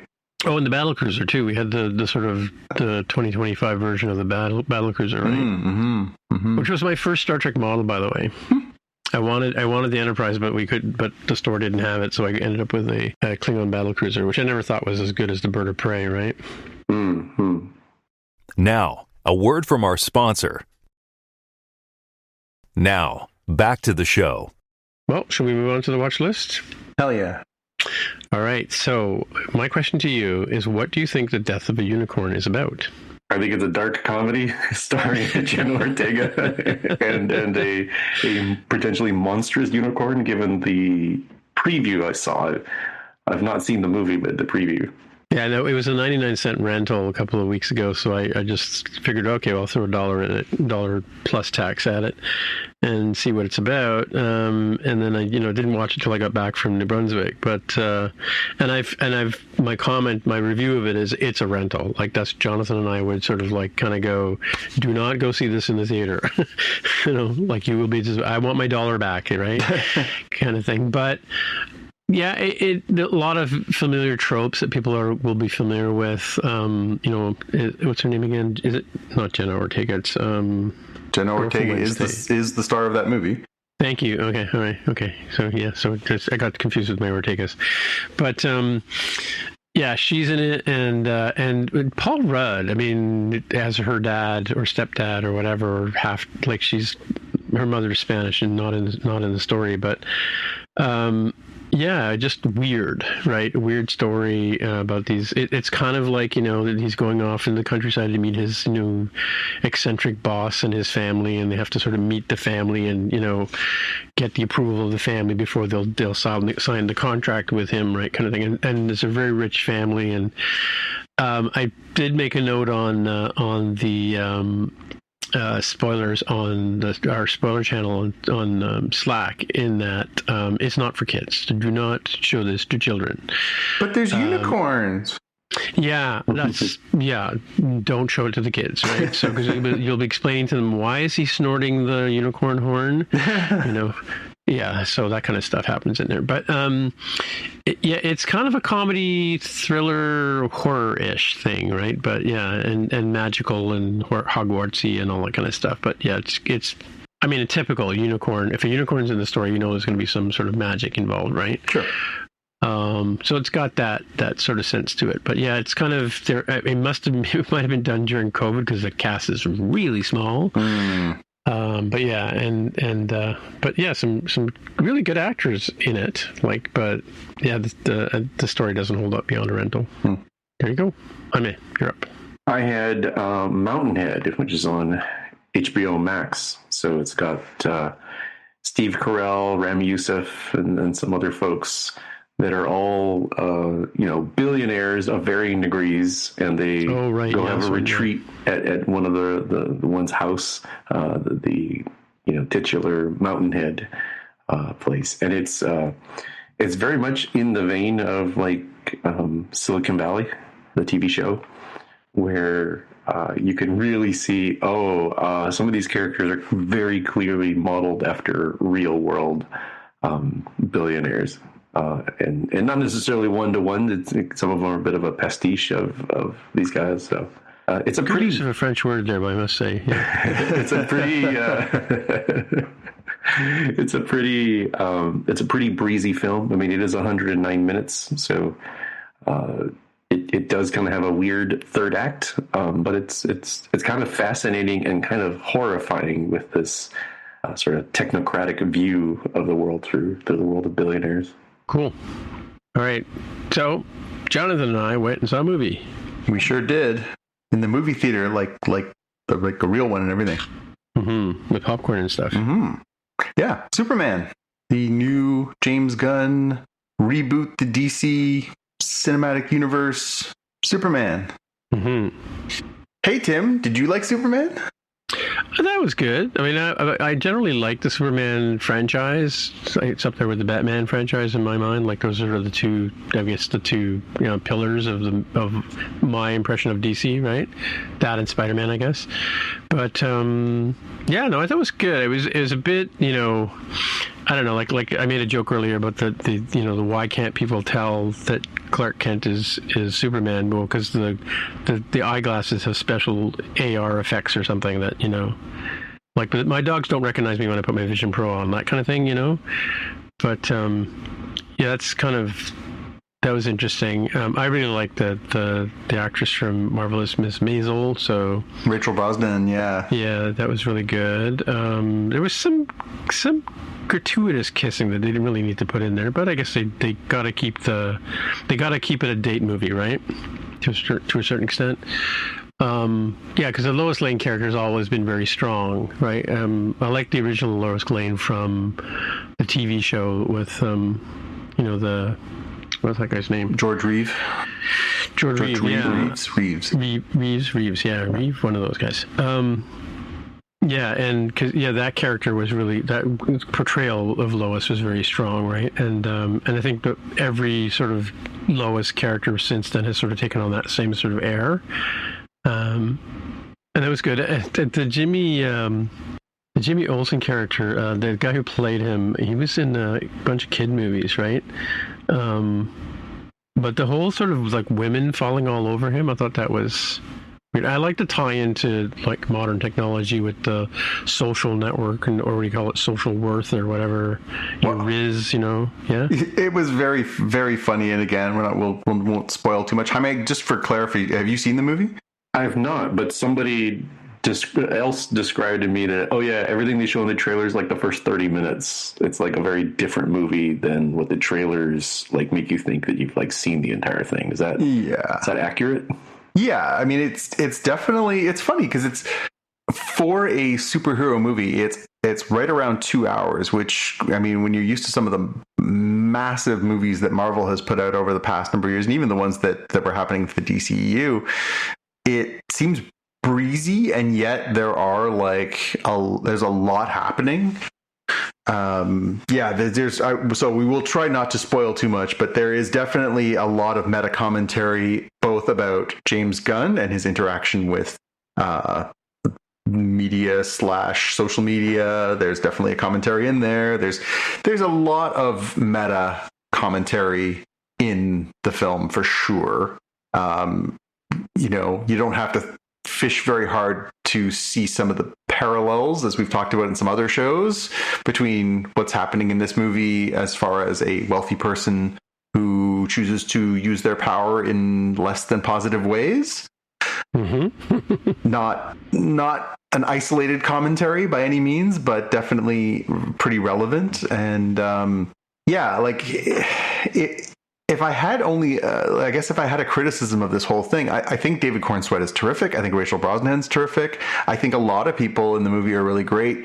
They kind of, it's good that they didn't feel the need to do, and I'm glad that movies are doing this more and more. They're not showing you an origin story. They're not taking you back to the beginning. They basically cover that off pretty quickly. So if you don't happen to know the story of Superman, you kind of get enough to keep you going. And then they pepper a few other things through, but you don't really need the whole thing over and over again. They cover it off in a couple of nicely played out expositional conversations. They do kind of try and shoehorn in a lot that sort of is about sparking this new universe. So they add in some other characters. I mean, obviously seen in the trailer, we see Guy Gardner as Green Lantern. We see a Hawk Girl. We see Mr. Terrific. There are other characters. There are other supporting characters. There's allusions to other characters. So, and a couple cameos and stuff like that. They definitely feel like they're sort of ramping things up. But in a story where you really want people to care about Superman again and connect with him in a very different way than you had, I mean, it's been a long time. I enjoyed some of the parts of Superman Returns, but it's overall not great. And then the iterations that they've done in the Zack Snyder iterations of it, I like Henry Cavill a lot, and I think he was terrific as Superman, but I don't think overall the tone or the connections to the character are as strong as they could have been if it was written and or filmed a little differently. Here, they're really trying to make David Cornsweet as Superman and Clark someone you like. He is a little corny. He is somebody who could be from Kansas. He is somebody who's a little more aw shucks, and it is to an extent pretty endearing, especially when he's contrasted against Rachel Brosnahan, who's playing this confident, strong, purposeful, intelligent, extremely capable person as Lois Lane, and really kind of hitting a home run. Like she's arguably the best part of the movie. It just feels like there's not enough attention on Superman for a Superman movie. It feels like it's more of a launch pad for the new DCEU. And there are a few scenes where, like, there's a whole second act arc where Superman's kind of off the playing board and some of the other supporting characters have to come and help. And it's like, but this is a Superman movie and you're trying to get me to care about this character who's kind of been in the wilderness since the end of Donner's Superman 2 in like 1980. Like, we really haven't had like Superman. I mean, I like Christopher Reeve a lot, and I like some of the things about Superman 3. I mean, 4, your mileage may vary, but Superman's kind of dropped from the collective giving a crap, you know, like most people are like indifferent to Superman. If you really want people to care about this character, then like tell me more about this person, why we should care about somebody who's practically a god. So it's a tough balancing act. I think Gunn did a good job. I think it's breezy. I think it's fun. It's bright. It is very much the antithesis of what Zack Snyder did in that it's not angsty. It's not, you know, conflicting. It is very much more about, you know, here's this guy. He's trying to get his stuff together. He makes mistakes, but overall he's trying his best. And I think that resonates. But I just feel like not enough Superman in a Superman movie. It'd be my sort of summary of all that. Yeah, well, I mean, Superman's always sort of been... He was very sort of like fragile in this one, or like not super, as it were, right? Mind you, notwithstanding the kryptonite, that obviously that's always going to knock him on his ass. But yeah, there was some interesting. I mean, the one character who can does he replicate makes part of his body into a piece of Klingon or kryptonite to hold him in jail, right? Yeah. And yeah, I mean, but there was sort of the fun. The other plot lines were kind of fun, like the dude that's trying to help Rachel Brosnahan go through the time warps or whatever. Mr. Terrific, yeah. Mr. Terrific, yeah, he was pretty good. Yep. And I really thought Nathan Fillion was funny as the leader of the sort of the pseudo leader, or the wannabe leader, the not named leader of the other group of superheroes, right? Yeah. And they were very sort of disorganized and mercenary, right? Yeah, and I'm hoping that this is all sort of foundational. You know, you do have to sort of take in the fact that, you know, this is just one piece of the puzzle. But it's also really interesting, like, they're not doing the super aggressive Marvel model of, like, let's just hammer people with content. This is the only DC movie this year. And if I'm not mistaken, there's only one DC movie next year. So, and now they are spreading their wings a little bit. They have done Creature Commandos on the Cartoon Network. They've done or maybe it's Adult Swim. And they've also done, they're doing a Green Lantern series, simply I think called Lanterns. It's coming to HBO, which is going to include the Guy Gardner character. They are doing the Peacemaker series, which is coming out next month. So, like, there's other pieces if you want to play along. But from the cinematic perspective, like, they're not cramming all this down your throat. They're not like, there isn't a like dun dun dun, but there's this major arc that's sort of coming. They kind of are just sort of, you know, playing it out. And I'm not to say that James Gunn doesn't have a huge sort of storyline that he wants to tell and tie these things together and everything else, but it's kind of nice that they're not like just everything is about the next thing and it's all building towards something. It kind of be nice to have a little bit of just tell me a good story and entertain me and you know, if it happens to all overlap and they are creating, you know, leading towards a Justice League or a Crisis on Infinite Earths or just, you know, some storyline. Although that being said, I'd be just as happy if they didn't feel the need to pull every single comic story of like that's half of Marvel's flaw is that they just keep trying to do these things that if they're not going to follow the actual premise of how we got there in the comics, it just often falls on its face, right? So, yeah. All that to say, I enjoyed myself. It was fun. It was fast. It was funny at times. It was intense at times. I think there's lots of potential in there. There's a ton of cameos and Easter eggs for nerds like me. And I think Corn, Sweat, and Brosnahan could do 5 more of these movies and I would be ecstatic. Oh, and we never talked about Nicholas Hoult. Nicholas Hoult as Lex Luthor is terrific, I thought. You thought so? Okay. I thought so. He really does come off as somebody who's just is just so obsessed, just jealous, just so like he feels like he should have all the attention on him for all he's accomplished as a human being, and feels like doesn't sound like anybody I know. Feels like he's been, excuse me, trumped by the appearance of this alien.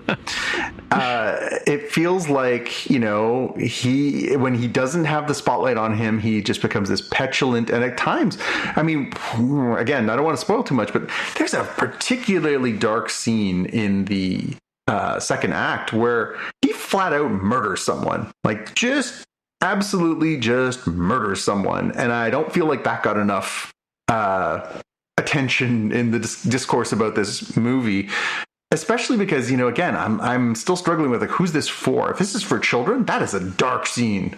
So I don't know, but I thought Holt was good at portraying that level of just narcissistic megalomania. That's a perfect word for it. Yep. And again, your mileage may vary on whether or not you see any real life parallels. Yeah.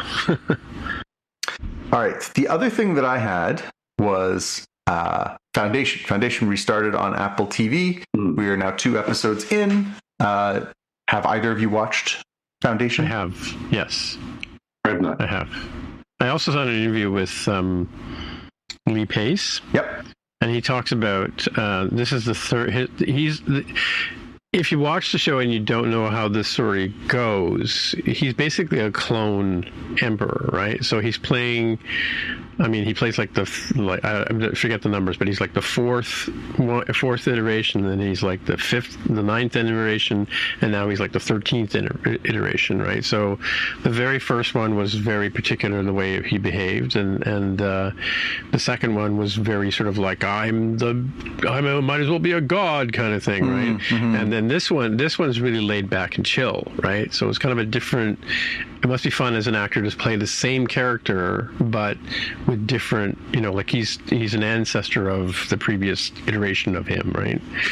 Sort of thing. Like the idea behind they call the characters Day, Dawn, and Dusk, right? And it's the same character at same clone at 3 ages of his life, right? And the 3 of them are our empire, right? Yep. With the droid woman. Yeah, Demerzel. Yeah, Demerzel, and then the sort of whole Harry Seldon. Yep. Plot line. He's, you know, the whole gist of it is the whole. He's got this mathematical formula which dictates how history is going to unfold. And I think I told Jonathan this before. One of the things I really liked about the books were. I think the third book was, or Second Foundation is what it called, where they introduced the character of the mule. But you hear about this mule guy, and he's kind of like this Darth Vader character, or Emperor. He's kind of like you know what I mean in Star Wars context. Like he's this, you know, huge, influential, you know, powerful, everybody's afraid of him kind of guy or personage who basically, terrorizes but also rules with a very firm hand and that kind of thing, right? And you meet this quirky sort of jester type character in the story, and you know the heroes of the story at the time. I think it's the same. I think it's the same person who gets, you know, put in suspended animation and goes through the stories. But so in Second Foundation, they meet this quirky sort of jester type character, and he's kind of telling them about the mule and how he influences society and stuff like that. And spoilers if you haven't read the book that was written 40 years ago. More. Right? Yeah. Well, the mule is the jester. Yeah. So the jester's kind of like what I really enjoyed about that is when I was reading it, is you kind of get the impression there's like these 2 separate people. You know, one is a sort of quirky, misunderstood, you know, suffers prejudice and that kind of stuff, clown type character, right? And he's fooling the protagonist of the story because he actually is the mule. Yeah, although I understand why they did. I mean, they don't have time to tell. They don't have time to do that, right? They don't have time, but also, like, because it's a visual medium, it just becomes impossible, right? You can't have a character show up and be like, haha, I'm this person. Like, nope, we can see that that's you, especially because we had that sort of spoiler. But what I'm saying though, in the books, he's lore. Yeah. Like he's told in story. Yeah, Not, you don't see that. You don't make the connection that could possibly be the mule. And I just love the way Asimov wrote that character. Yeah. That it's the same guy, right? Yeah. So. I think the first 2 episodes have been good. But it always feels like the show keeps you on your toes just because it changes so much, because they do these time jumps, right? So this season primarily takes place 150 years ahead of where we left off. And they basically, not only do they have to catch you up on sort of where everybody who you know are, but also they have to introduce you to new characters. So it is definitely a challenge for the showrunners on this to have to try and balance sort of good storytelling versus exposition versus character development. And I did find the first episode particularly a little uneven because they were just trying to do too much. The second one I found was a much more enjoyable episode because it kind of got a little more focused, and we had Gail as our sort of lead walking us through sort of what's going on and where we are and everything like that. But it is weird in that, we keep seeing these different versions of Empire, the 3, the day, was it dusk, day? No, dawn, day, and dusk. Dawn, day, dawn, day, dusk. Yeah. And, they are not the same characters, even though they're the same characters. They look like the same person, yeah. They look like the same person, but they don't have the same motivation. So we get a very different take on all 3 of them from like all 3 of them are very different versions of the characters that we saw in season 2. Particularly Day, who was like gone from being like this absolute sort of lunatic maniacal leader to like this like bohemian drug induced kind of character.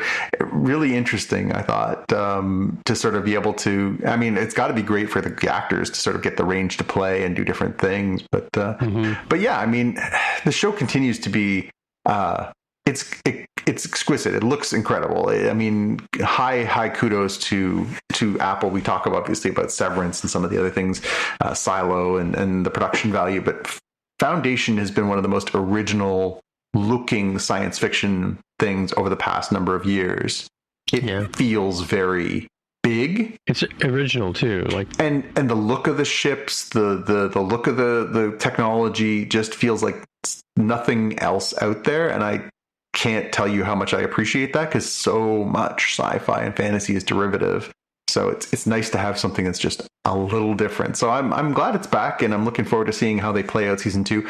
I am curious, Tim. I guess you know more about it than any of us. Season 3, by the way, for folks driving at home. It is. So what's the end game? Like, how this Foundation? We're already into the sort of second Foundation part of the story. Yeah. How many seasons do you think they could or should do? Those are 2 very separate questions. How many could they do? How many should they do? And do you think they'll get to tell the whole story?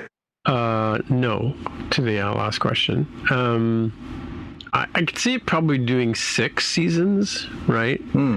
But let me give you some background. So Foundation came first, and then Second Foundation, and then Foundation and Empire is the 3rd book. Then he did the Planet books. There's 3 of those.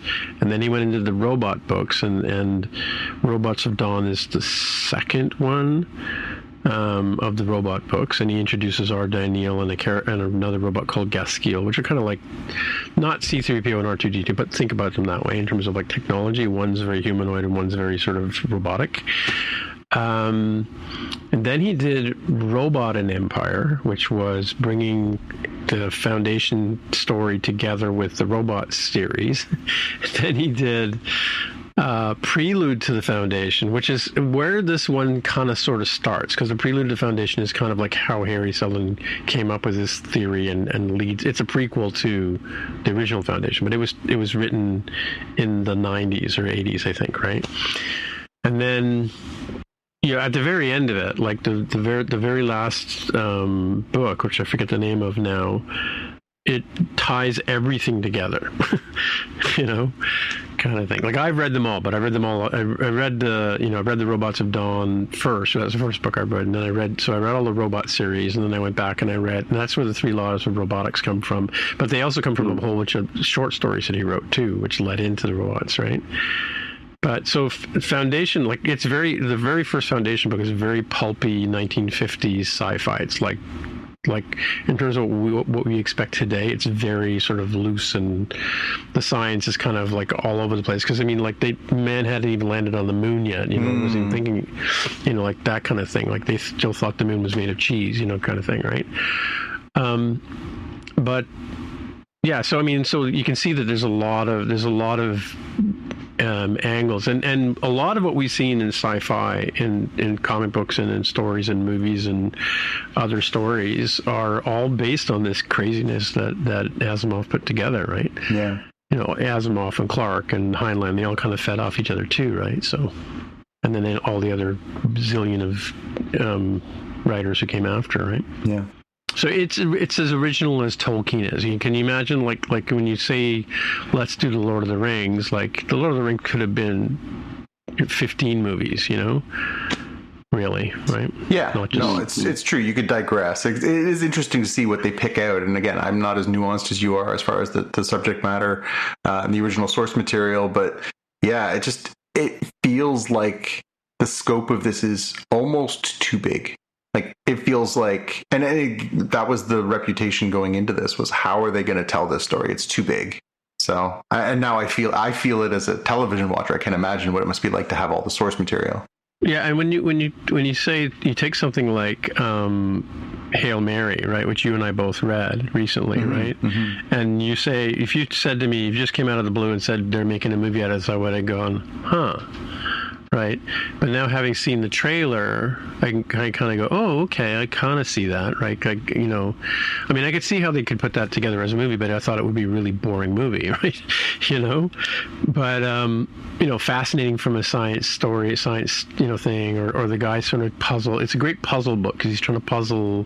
He wakes up not knowing who he is and he's working his way through it. But so even just a single book like that, and you can kind of go, how would they make that into a movie? And but here we're talking about 40 years worth of literature trying to cram that into a single story, right? Because even if you look at the first 3 Foundation books, Foundation, Second Foundation, and Foundation and Empire, just those 3 books as a trilogy, that's what they're doing now. This is what Foundation is, because we're already into the Second Foundation. Well, I'm hoping that the season plays out well. I'm hoping that they don't just pull the plug on it, because it feels like it's going to be really hard to land this plane on short notice. And I'm genuinely curious. I want to know more. I want to know more about these characters. I want to know more about this story. I want more of it, and I want a satisfying ending. I'm a little worried. Because it's a lot. Yeah, I mean, so it's been a long time since I read the book, and I might have been kind of a juvenile reader at the time, I guess, too, right?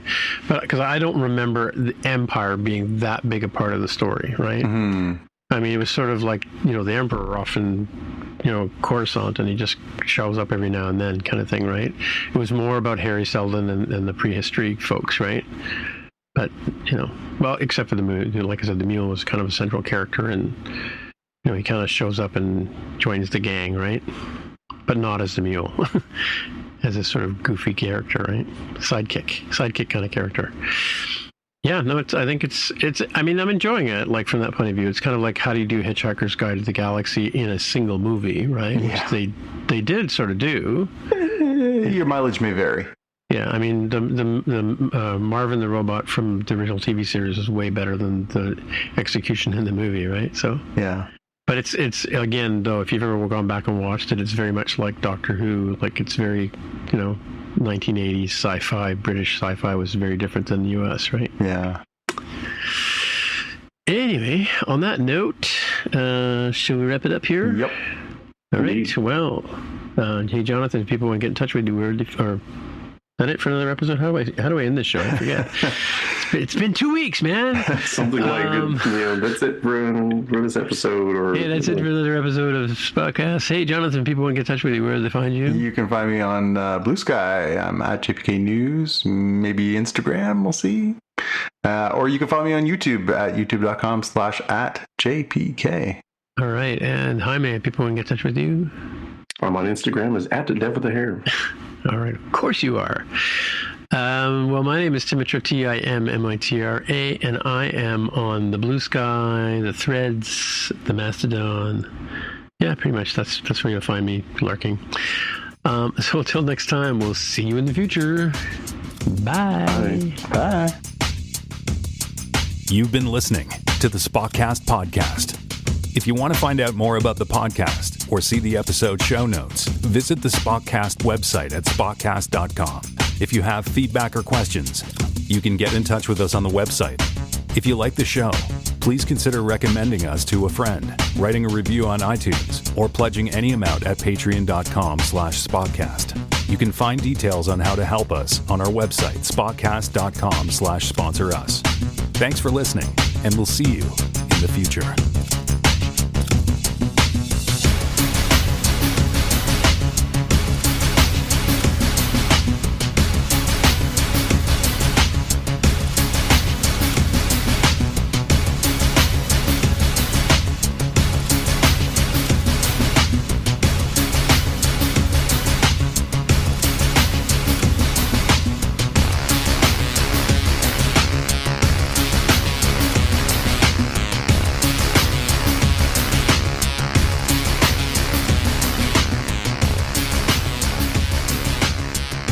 When does some new Stranger World end?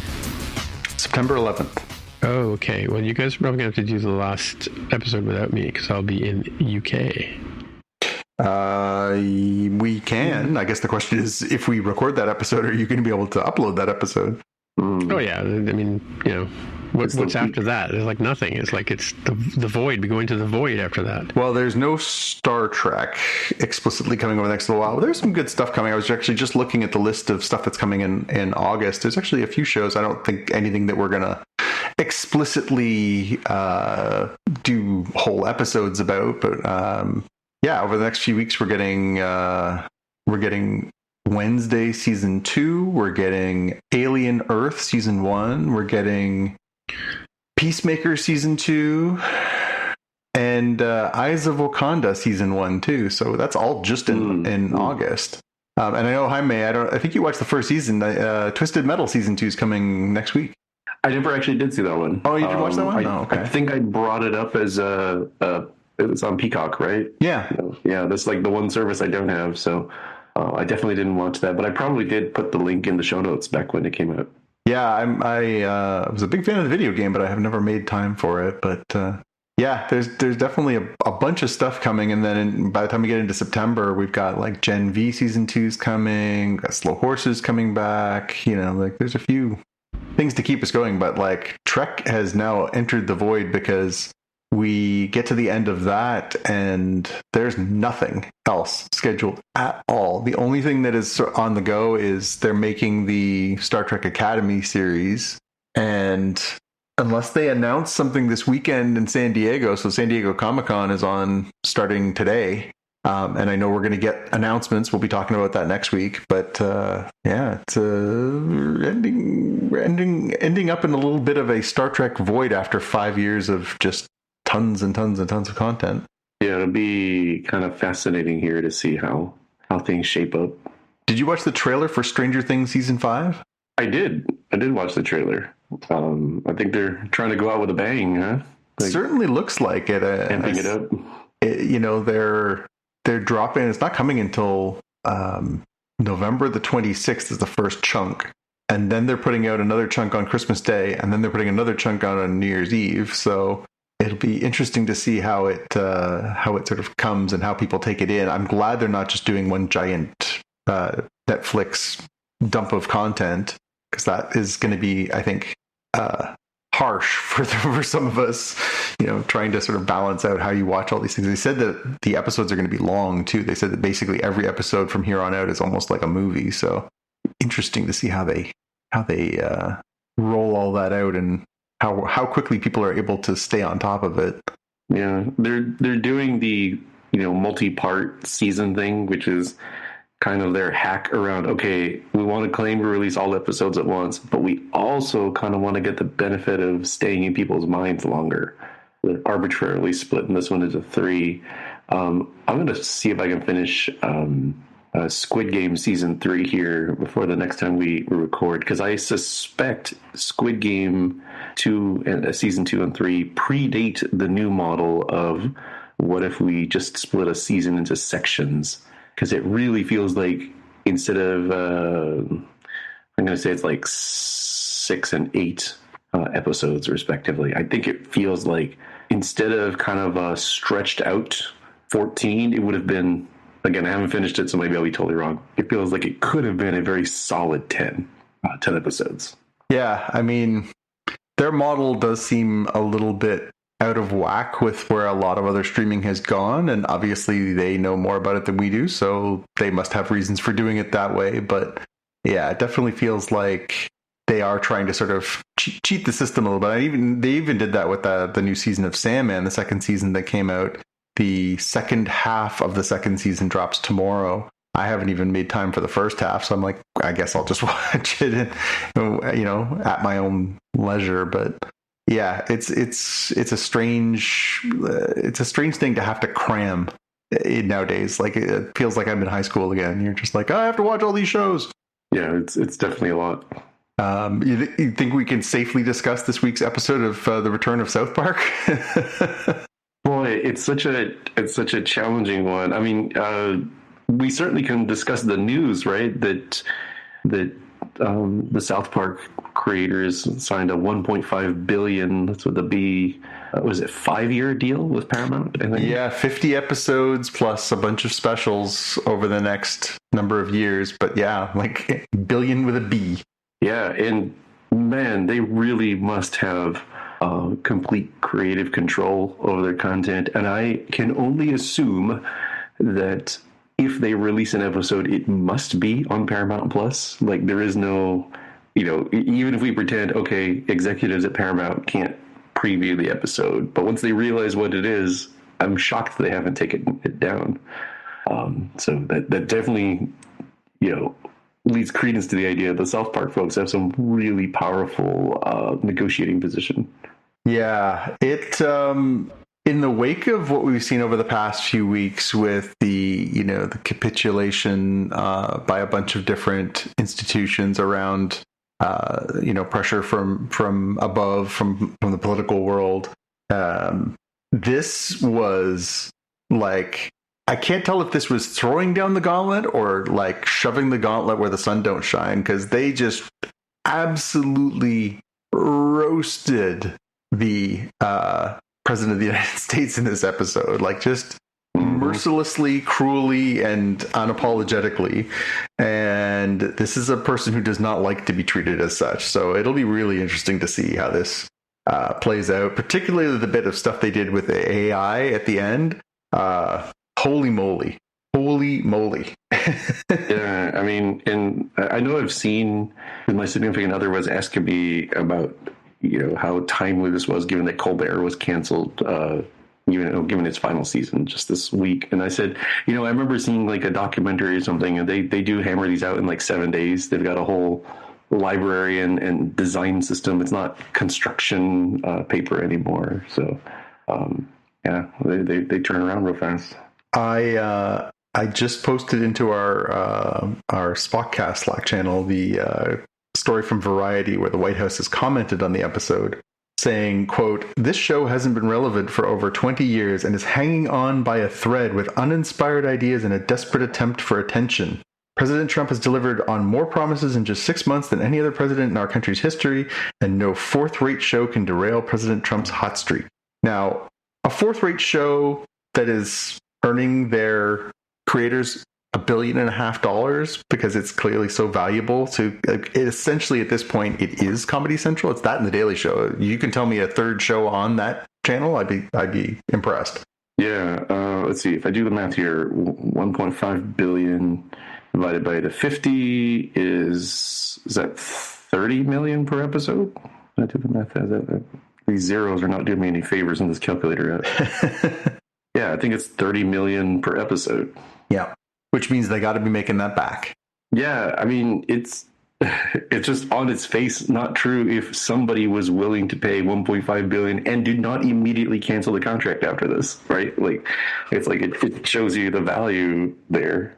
But yeah, it's going to be really interesting, given this sort of chilling effect we've seen, obviously. I mean, they name check Colbert right in this episode too. So, there is this deep fear that, we're seeing a very unpleasant phase of chilling / censorship. And to have in the wake of that, this is something else. It's really something. Yeah. Yeah, and I noted that in the episode they explicitly say this is one of 50 different commercials that they are forced to be airing. I wonder if we're going to see one of these like all season long, or if this is just that was just a gag. But I don't know, these guys, that we'll do this for the next 49, $30 million episodes. They said they basically said like we're as like the whole premise of the episode is that South Park itself gets sued by the president, and they have to settle. And part of the settlement is they have to air commercials promoting the president, and they air the most wildly inappropriate, cruel, mocking commercial that they can. But it explicitly says that one of 50, and they just signed a contract for 50 new episodes. I'm like, are they going to do one of these? That would be an incredible running gag. To do a new one every year for 5 years would be hilarious. But yeah, I don't know. Again, we'll see. We'll see how this plays out, because I don't think some of the jokes are going to sit well. It'll be interesting to see how this goes over time, because like there's all sorts of stuff going on in the news that there's just plenty of fodder. And I kind of had to explain the like Saddam Hussein connection, when she was like, "Who's the devil talking about?" I was like, "Oh, there's like a whole thing here." It's even the same voice. Hey, guy. It was funny because a number of people in one of the comments sections that I was reading today were like, "Oh, he's got that flapping head. He must be portraying him as a Canadian. Like, what a loser. He's a Canadian." And I was just like, I don't think you guys understand A, South Park, and B, satire. Like, if they were making fun of Canadians, it was because they brought the Canadian Prime Minister in. But yeah, like, no, that's just how they portray real life characters, is when they do that. They take photos of them and they give them a silly voice and they make their heads flap and stuff like that. That's not a Canadian. That's just satire. But yeah, it's going to be interesting to see what the reaction is, and especially, as you say, in the wake of CBS owns, or Paramount owns CBS. Paramount and CBS just paid a large settlement to be able to proceed with their transfer of sale, and also just canceled one of the number one rated late night talk show on television in the wake of all this. So yeah, to have the same network do this is a really weird mixed message. But not that I wasn't already on board. I've watched every episode of South Park ever, so I'm in the bag for it. But I'm really curious to see what they do next, and I think that's what they were going for. I liked in this episode where they burst down the door of Garrison's house and realized he's not the president anymore. That was very funny. Yeah. He was the stand-in for that whole sequence, and they even had the I want to say it was one of the recent specials where he was tempted to go back into politics, and they flirted with that. Yeah. Yeah, and his boyfriend was disappointed in him and didn't want him to go. And yeah, I'm really interested because they explicitly didn't do the president in any previous episodes. They didn't do Donald Trump version of the president in any previous episodes. They completely avoided it. And the fact that they've decided to wade into the fray at this point is really interesting. Really interesting. All right, I'm going to call it, because I have to get up in about 6 hours, because it's now almost 1 o'clock in the morning where I am. Okay. But I think, let's stop the recordings. It won't stop until Tim's does.